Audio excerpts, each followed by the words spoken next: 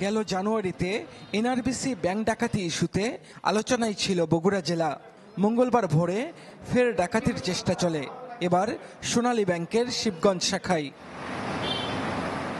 কর্তৃপক্ষ বলছে, সোমবার ব্যাংকের স্বাভাবিক কার্যক্রম শেষে সবাই চলে যায়। দায়িত্বে ছিলেন নয়ন ও ফরহাদ নামে দুই আনসার সদস্য। ঘূর্ণিঝড়ের প্রভাবে অনেকটা সময় বিদ্যুৎ না থাকায় ডাকাতির উদ্দেশ্যে আসে 4-5 জন মুখোশধারী। তারা ব্যাংকটির নিচতলার কলাপসেবল গেট ও দোতলার মেইন গেট কেটে ভিতরে ঢোকে। এরপর অস্ত্রের মুখে জিম্মি করে দুই আনসার সদস্যকে।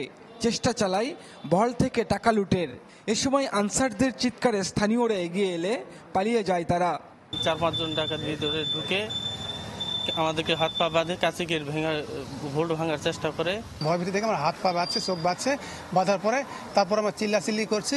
তারপরে ওরা বের হয়ে আশপাশে যখন লোক জ্বলছে তখন ওরা বের হয়ে চলে গেছে। ভল্টে কত টাকা ছিল তা জানাননি ব্যাংক কর্মকর্তারা। যখন এই দরজা ভাঙছে শব্দ পেয়ে একজন উঠে আসছে, ওকে চাকু ধরে বেঁধে কর্নারে ফেলে রাখছে, রেখে আবার আরেকজন এদিকে ছিল ইয়ে করে ওকে আবার বেঁধে ওরা ভল্ট ভাঙার চেষ্টা করছে।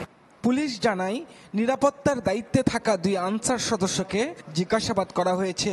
তদন্তের পর জানা যাবে আরও কিছু। ভোল্ট ভেঙে কিছু নিতে পারেনি বা সবকিছু অক্ষত অবস্থায় আছে। আমাদের যে আনসার সদস্য ছিলেন দুইজন, তাদের 2টা মোবাইল এবং কিছু টাকা নিয়ে গেছেন। তো আমরা বিষয়টি খতিয়ে দেখছি। 2021 সালে সোনালী ব্যাংকের সাবেকপাড়া শাখায় চুরির ঘটনা ঘটে। ফরহাদুজ্জামান শাহী, চ্যানেল 24, বগুড়া।